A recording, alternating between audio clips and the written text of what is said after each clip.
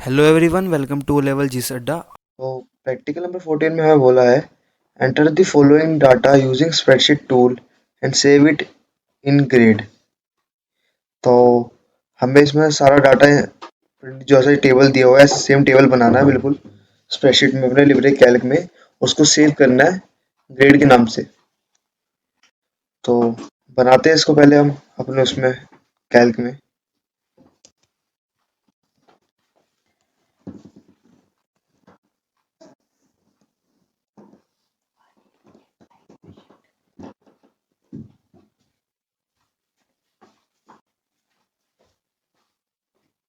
तो खोलने के लिए मैंने आपको उसमें बता ही रखा था कि पहले शोज एप्लीकेशन में जाना है आपको। यहाँ पे आपका लिब्रे ऑफिस कैल्क आ जाएगा। इस पर क्लिक करते आपका लिब्रे कैल्क खुल जाएगा।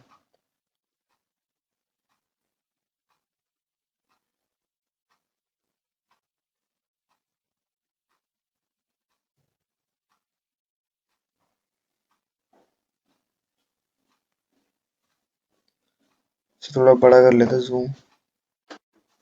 अब हम यहाँ से बनाना शुरू करते हैं। पहले कॉलम में हमारे नेम थे।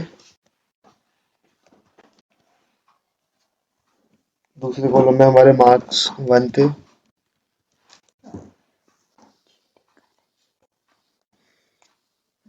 थर्ड कॉलम में हमारे मार्क 2 थे।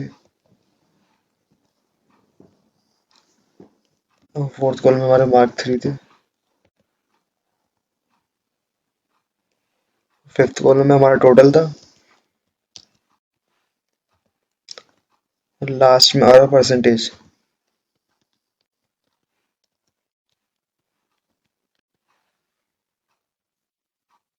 उसमें हम नेम डाल लेते बच्चों के जो हमें दिए थे।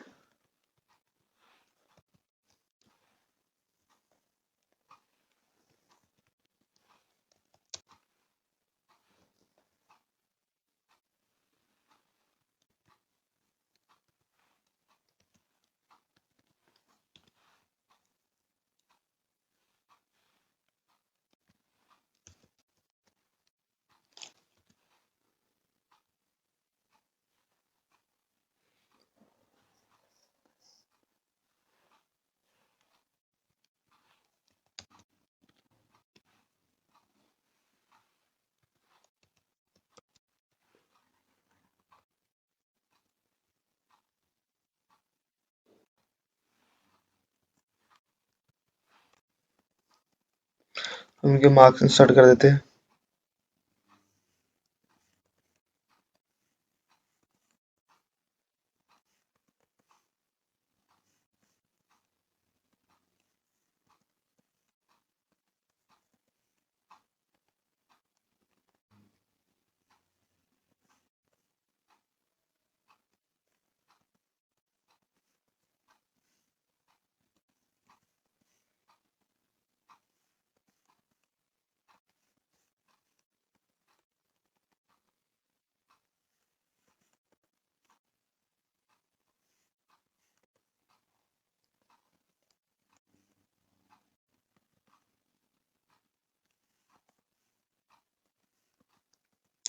अब हमारा कंप्लीट टेबल बन चुका है।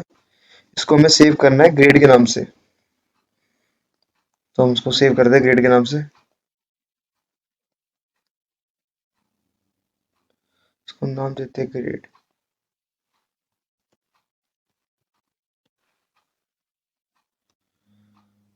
तो हमारी ग्रेड के नाम से फाइल बन चुकी है। अब देखते हैं ये पार्ट में क्या करने को बोला है। तो ए पार्ट में हमसे पूछा है compute the total marks and percentage of each student bye entering appropriate formula. तो हम इसमें टोटल मार्क्स निकालने हैं परसेंटेज निकालने हैं स्टूडेंट्स के। तो देखते कैसे करना है। तो हमें ये टोटल वाला कॉलम है इसमें हमें ये मार्क्स का सम प्रिंट कराना है। तो हम पहले अपने सेल को सिलेक्ट कर लेंगे टोटल वाले के फर्स्ट सेल को अमित वाले। हमें अमित का टोटल निकालना है। तो इसको सिलेक्ट करने के बाद हम सम का फंक्शन लगाएंगे तो ई पे जाएंगे ई वाले सिंबल पे सम पे क्लिक करेंगे। जैसे कि सिलेक्टेड आ रहा है अगर नहीं आ रहा तो आपको सिलेक्ट करना है और एंटर क्लिक करना है। एंटर क्लिक करते जैसे इसका सम आ चुका है हमारे पास। अब तो हम इसको नीचे ड्रैग कर देंगे इस प्लस वाले साइन से अब सबका सम आ जाएगा। अभी सबका सम आ चुका है। अब ऐसे में परसेंटेज निकालनी है। तो परसेंटेज के लिए हमें फॉर्मूला यहाँ पे लिखना पड़ेगा, क्योंकि यहाँ पे परसेंटेज का कोई फॉर्मूला देता नहीं।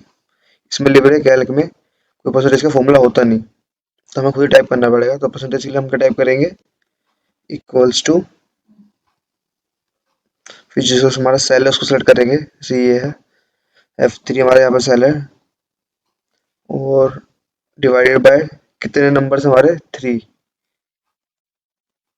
तो डिवाइडेड बाय 3। तो हमने सिंपल बेसिक फॉर्मूला लिखा है, टोटल अपॉन में जितने सब्जेक्ट है उस हिसाब से, और एंटर कर देंगे, हमारा परसेंटेज आ जाएगा। तो बस हमारी अब जैसे इसकी परसेंटेज प्रिंट हो चुकी है फर्स्ट वाली की, अब इसमें भी हमें सिर्फ ड्रैग करना है प्लस वाले सिंबल से, सबकी परसेंटेज आ जाएगी। तो हमारी सबकी परसेंटेज अब आ चुकी है। अब हमें देखना है बी पार्ट में हमसे क्या बोला है करने को। तो ए पार्ट में बस इतना ही था हमारे। बी पार्ट में हमें बोला है compute the grades based on the following criteria. तो जो हमें क्राइटेरिया दे रखा है एक, इसके हिसाब से हमें इनको बच्चों को ग्रेड्स देने हैं इनकी परसेंटेज के हिसाब से। तो देखते हैं कैसे करना है इसे। तो अब हमें यहाँ पे ग्रेड्स देने हैं इनको परसेंटेज के हिसाब से। तो पहले हम एक ग्रेड का कॉलम बना लेते हैं, और अब हमें ग्रेड के लिए जो क्राइटेरिया दे रखा था उसे हमें खुद टाइप करना पड़ेगा, क्योंकि यहाँ पे कोई ग्रेड का वो फंक्शन नहीं होता। तो हम टाइप करने के लिए पहले इसको इक्वल्स टू लगाएंगे। इक्वल्स टू के बाद फिर हमें इफ स्टेटमेंट यूज करनी पड़ेगी। If bracket, round bracket use करना है, और जो हमारा सेल है, जैसे कि हमारा सेल है ये 76 पॉइंट वाला परसेंट वाला, इसको सिलेक्ट कर लेंगे। इज ग्रेटर देन का साइन और इक्वल्स टू 90, कॉमा, फिर जो हमारा ग्रेड आएगा, अगर 90 से बड़े है 90 से ज़्यादा नंबर, तो ग्रेड हमें ए मिलेगा। और अगर नहीं है तो फिर कॉमा, दोबारा इफ स्टेटमेंट लगाएंगे हम। क्राइटेरिया के हिसाब से हमें क्या दे रहा है, फिर 80 वाली दे रखी है स्टेटमेंट अगली। अगर ये ये सेल के नंबर पहले एक क्लिक कर रहे हैं ना हम, तो चलिए यहाँ पे सेल, इसको सेल को सेलेक्ट करेंगे, बाद में तो हम ड्रैग कर देंगे तो हमारे सारे आंसर प्रिंट हो जाएंगे। पहले एक के लिए हमें वही सेल सेलेक्ट करना पड़ेगा। तो बार बार हम सेम ही सेल सेलेक्ट करेंगे अभी, क्योंकि हम एक पे यूज़ कर रहे हैं अभी। तो उसके बाद दूसरी स्टेटमेंट कहती है हमारी, अगर ये नंबर 80 से ज़्यादा ग्रेटर है, ग्रेटर देन इक्वल्स टू 80, तो हमारा क्या साइन प्रिंट होगा, बी ग्रेड। फिर कॉमा, अगर बी ग्रेड भी नहीं मिलता तो उसके लिए फिर दोबारा स्टेटमेंट लगानी पड़ेगी इफ की। इफ ब्रैकेट हमारे इसके नंबर G3 सेल के ग्रेटर देन और इक्वल्स टू 70 है, कॉमा,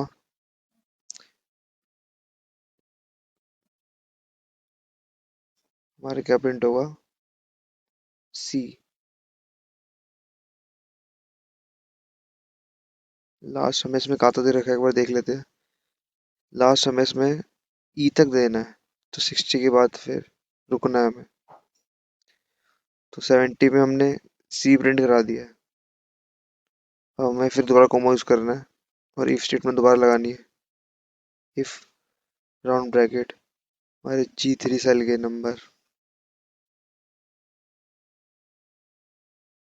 ग्रेटर देन है और इक्वल्स टू 60 है, तो ये प्रिंट कर देगा डी ग्रेड।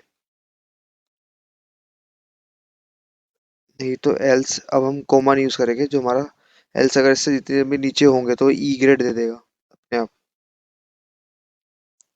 तो यहाँ पे हम सीधा लिख देंगे ई।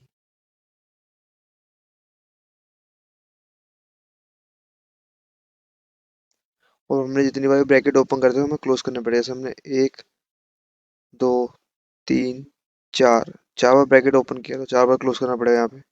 1 2 3 4। तो अब एंटर करके देखते हैं कि हमारा प्रिंट होता है कि नहीं होता। जैसे कि आप देख सकते हो 76 नंबर थे इसके, परसेंटेज थी इसकी 76, तो 76 के हिसाब से इसको सी ग्रेड मिलना था। तो हमारा मतलब फंक्शन काम कर रहा है। तो अब जैसे कि हम इसको नीचे ड्रैग कर देंगे तो हमारे सारे ग्रेड प्रिंट हो जाएंगे हमारे फॉर्मूले के हिसाब से। तो हमें सारे ग्रेड मिल चुके हैं। तो बस बी पार्ट में हमारा इतना ही था। देखते हैं सी पार्ट में हमसे क्या पूछा है। सी पार्ट में हमें बोला है draw a border around the worksheet. तो वर्कशीट के अराउंड हमें बॉर्डर बनाना है। तो देखते हैं कैसे करना है इसे। बॉर्डर बनाने के लिए पहले हम अपना वर्क स्पेस सेलेक्ट करेंगे, जिसके अराउंड हमें बॉर्डर चाहिए। जैसे कि हमारा ये वर्क स्पेस है, इस पर राइट क्लिक करेंगे। राइट क्लिक के बाद आपको फॉर्मेट सेल पे जाना है। इस पे जाने के बाद आपको प्रीसेट सेलेक्ट करना है, जैसे हमें ऐसे में बॉर्डर चाहिए। और स्टाइल सेलेक्ट करना है हमें।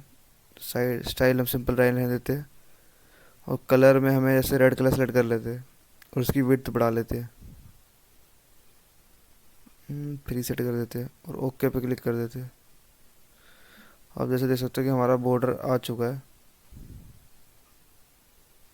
तो बस इस पार्ट में इतना था। अब देखते हैं नेक्स्ट पार्ट में हमें क्या बोला गया। अब हमारे नेक्स्ट डी पार्ट में हमें बोला है change the font size of heading to 14 point and underline it and hide the column C. तो उसमें हमें करना है फॉन्ट साइज चेंज करना है अपनी हेडिंग्स का, 14 रखना है उसे। और अंडरलाइन करना है हेडिंग्स को और सी कॉलम को हाइड करना है। देखते हैं कैसे करना है इसे। तो पहले तो हम हेडिंग्स को सिलेक्ट कर लेते हैं।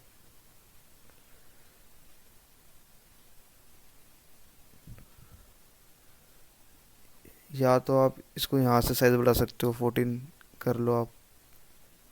नहीं तो राइट क्लिक करके फॉर्मेट सेल पे भी जाके आप कर सकते हो। तो मैं आपको यहाँ सकता हूँ, यहाँ पे इजी रहेगा आपको। और अंडरलाइन पे क्लिक कर दो तो ये अंडरलाइन भी होगा हमारा टेक्स्ट। तो ये तुम्हारे दो पार्ट हो गए इसके। अब तीसरा पार्ट था हमारा कि हमें सी कॉलम को हाइड करना है पूरे को। तो उसके लिए हमें ये जो हमारे सी ऊपर लिखा आ रहा है इस पर क्लिक करोगे तो आपका पूरा कॉलम सेलेक्ट हो जाएगा सी का। उस पर राइट क्लिक करते ही आपको यहाँ पे आ जाएगा हाइड कॉलम का। हाइड कॉलम पे क्लिक करते ही आपका कॉलम हाइड हो चुका है, जैसे देख सकते हो आप। हमारा ए बी और डी आ रहा है, उसके बाद सी हाइड हो चुका है। तो बस इस पार्ट में इतना था। अब देखते हैं नेक्स्ट पार्ट में हमें क्या करना है। नेक्स्ट पार्ट में हमें बोला है ई पार्ट में increase the width of the column A to 15 character. A to 15 characters मतलब जो हमारे कॉलम की विड्थ है ए की, उसको 15 करेक्टर्स करनी है, बढ़ानी है। तो देखते हैं कैसे करना है। मेरे ख्याल से यहाँ पे जो 15 करेक्टर्स है मिस प्रिंट है, क्योंकि 15 करेक्टर्स अगर हम करेंगे तो बहुत ज़्यादा हो जाएगा। तो मैं आपको 1.5 करके दिखाता हूँ। करना हमें सेम ही है। तो सब हमने सी को वापस बुला लिया। तो ए का हमें वो विड्थ साइज चेंज करना था। तो हम ए पे क्लिक करेंगे और राइट क्लिक करेंगे। इसके बाद यहाँ पे आपका आ रहा होगा कॉलम विड्थ। कॉलम विड्थ पे आपको जो भी से हम 1.5 करके देखते हैं। तो 1.5 ओके करेंगे। तुम्हारी कॉलम विड्थ चेंज हो चुकी है। तो बस हमें इसमें इतना ही करना था। अब देखते हैं नेक्स्ट पार्ट में हमें क्या करना है। तो नेक्स्ट पार्ट यानी कि एफ पार्ट में हमें बोला है right align the values in column B C F. B C F column में हमें वैल्यूज़ राइट अलाइन करनी है। फोर में जो टेक्स्ट लाइन होता है ना, हमें वो राइट करना है। तो देखते हैं कैसे करना है इसे। तो बी सी एफ तो हम सेलेक्ट कर लेते हैं बी सी। पहले बी सी को एक साथ कर लेते हैं।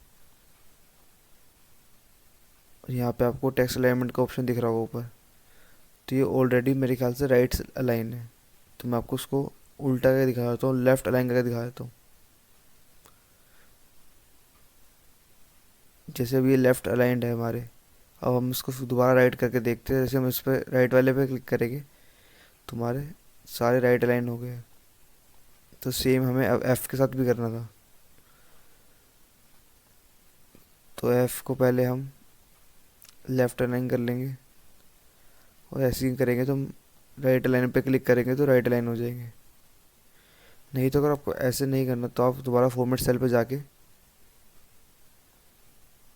यहाँ पे आपको अलाइनमेंट का दिख जाएगा, और यहाँ पे आप कर सकते हो हॉरिजॉन्टली राइट है, लेफ़्ट करना है आपको, क्या करना है, जो भी यहाँ से भी कर सकते हो चेंज आप। तो बस इस पार्ट में इतना ही था। अब देखते हैं नेक्स्ट पार्ट में हमें क्या बोला है। तो हमारा प्रैक्टिकल यहीं एंड होता है। अब नेक्स्ट प्रैक्टिकल में देखते हैं हमें क्या बोला है। अब देखते हैं 15 प्रैक्टिकल। 15 प्रैक्टिकल में हमें बोला है a university maintain a year wise result for 4 courses and then generates an average report as given below। तो एक यूनिवर्सिटी की हमें रिपोर्ट गिवन है कोर्सेज की, तो हमें ये पहले एक बार बनाना पड़ेगा टेबल अपने कैल्क में। तो बनाते हैं इस टेबल को पहले, उसके बाद देखते हैं क्या क्या क्वेश्चन हमें इसमें करने हैं।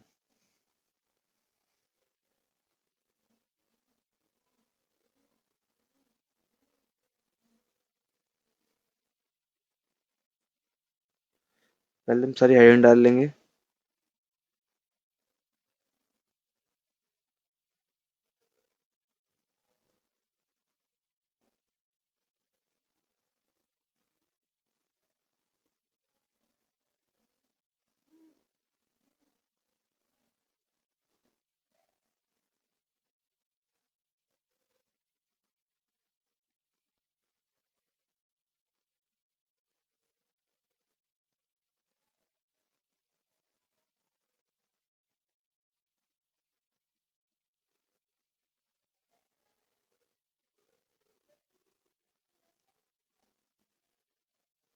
अब वैल्यूज पुट कर लेते हैं।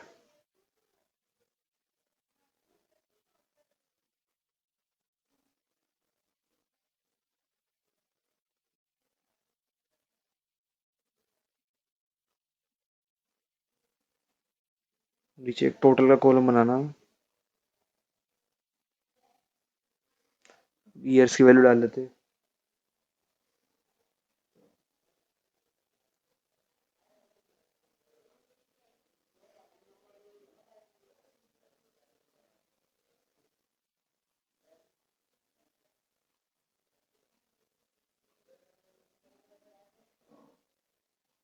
इतनी की जगह हमें 17 दे रखा है शायद।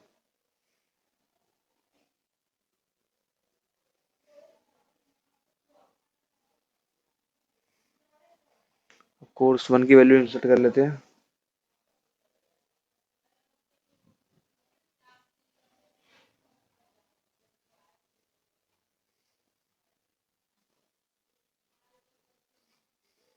कोर्स टू की वैल्यू डाल देते हैं।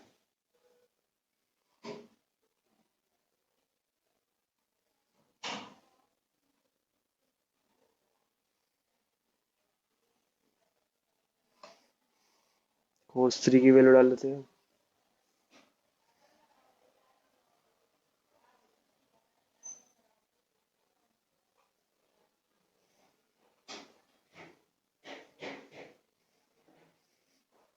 और लास्ट अपनी कोर्स फोर की वैल्यू डाल देते हैं।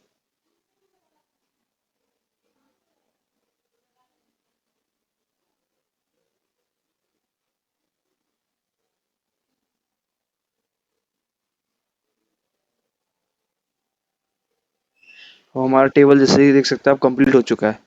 तो चलते हैं इसके ए पार्ट की तरफ कि ए पार्ट में हमें क्या करना है। तो अब हमें ए पार्ट में बोला है complete the report to calculate the course wise average in row 6। तो रो 6 हमारी टोटल वाली है, तो इसमें हमें कोर्स वाइज एवरेज निकालना है, मतलब ऐसे में यहाँ पे एवरेज प्रिंट करना है हर कोर्स का। तो देखते हैं कैसे करना है इसे। तो हम अपने टेबल पे आ चुके हैं, तो हमें पहले जैसे कोर्स वन का टोटल यहाँ प्रिंट होगा तो हमें इसको सिलेक्ट करना है। इसके बाद फॉर्मूले में जाना है अपने एफएक्स में, यहाँ पे सर्च में एवरेज डालना है। हाँ, आपको एवरेज का फंक्शन दिख जाएगा, इस पर ओके करके और नेक्स्ट क्लिक करना है। नेक्स्ट के बाद आपको यहाँ पे फिर वही नंबर सेलेक्ट करने पड़ेंगे, या तो आप एंटायर रो कर लो, नहीं तो आप एक एक भी सिलेक्ट कर सकते हो। हम एंटायर रो करेंगे, इजी पड़ता है क्योंकि मैंने बताया था आपको पहले ही। और आप जैसे ही ओके पे क्लिक करोगे आपका एवरेज प्रिंट हो जाएगा यहाँ पे। सेम आपको इसमें भी करना है ऐसी, कोर्स वाइज एवरेज।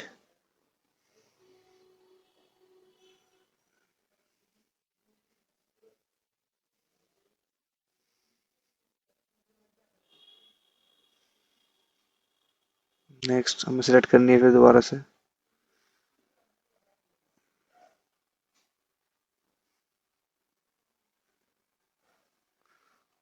ओके पे प्रिंट। अब इसमें भी लगाना पड़ेगा हमें।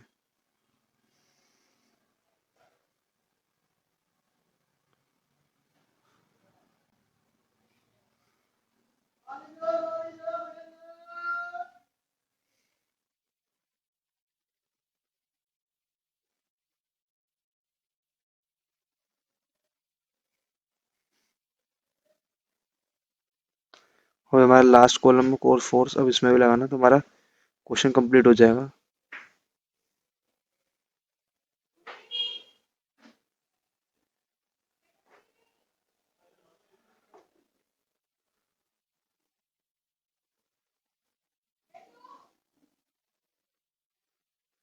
हमारे सारे कोर्सेज के एवरेज प्रिंट हो चुके हैं, तो बस ए पार्ट में हमें इतने बोला था। अब देखते हैं बी पार्ट में हमें क्या करने के लिए बोला है।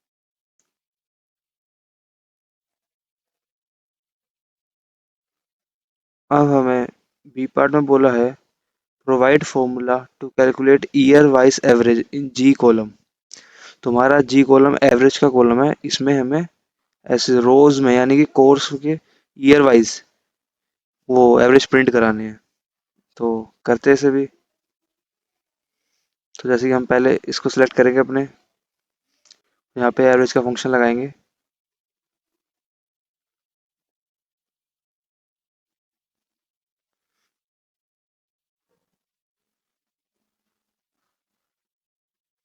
नेक्स्ट पे क्लिक कर जब हम यहाँ पे अपनी रो सेलेक्ट करेंगे,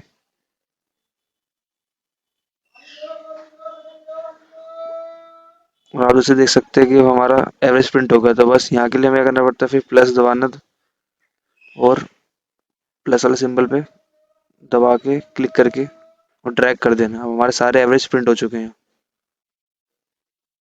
सिर्फ यहीं तक ही करना था हमें, यही वाला नहीं आना था। तो हमारे ईयर वाइज एवरेज प्रिंट हो चुके हैं। तो बस बी पार्ट में हमारा इतना था। अब देखते हैं हमसे नेक्स्ट पार्ट में, सी पार्ट में क्या बोला है करने को। सो अब हमें सी पार्ट में बोला है generate a column chart to compare data. हमें एक कॉलम चार्ट बनाना है जिससे हम डाटा को कंपेयर कर सके। तो देखते हैं कैसे बनाना है इसे। हमें पहले जाके अपने टेबल को सिलेक्ट करना है पूरे को। इसके बाद आपको यहाँ पे एक चार्ट का ऑप्शन दे जाएगा, इंसर्ट चार्ट। इंसर्ट चार्ट पे जाने के बाद आपको यहाँ पूछेगा चार्ट का टाइप कौन सा चाहिए आपको। तो हमें कॉलम चार्ट चाहिए। और नेक्स्ट पे करोगे तो आप और से कस्टमाइज कर सकते हो अपने रेंज को, अपने मतलब सीरीज, ये हमारी डाटा सीरीज आएगी, ये हमारे डाटा रेंज कलर्स को, और एक्स वाई में हमारा क्या आएगा सब यहाँ से चेंजेस कर सकते हो आप। अपना नाम भी देख सकते हो चार्ट को। तो हम ऐसा कुछ नहीं करना, मैं सिर्फ कॉलम चार्ट बना के दिखाना था। तो हम फिनिश पे क्लिक करेंगे तो हमारा आप जैसे देख सकते हो चार्ट आ गया है। तो ये हमारा एज इट इज़ उसके हिसाब से बना जो हमने टेबल बनाई थी। जैसे कि हमने ये सीरियल नंबर 1 था हमारा, serial number 2, serial number 3, serial number 4 और 5 और 6 हमारा टोटल का था। तो ये सारे हिसाब से बने हैं। ये इसमें दिखा रहा है कि रेड लाइन हमारी ईयर को शो कर रही है, ब्लू हमारे सीरियल नंबर को शो कर रहा है, और येलो हमारे कोर्स 1 को। तो ये ऐसे ही बस चार्ट इंसर्ट करना था इसमें। तो बस इस प्रैक्टिकल में इतना था। अब मिलेंगे हम नेक्स्ट प्रैक्टिकल में। Thank you.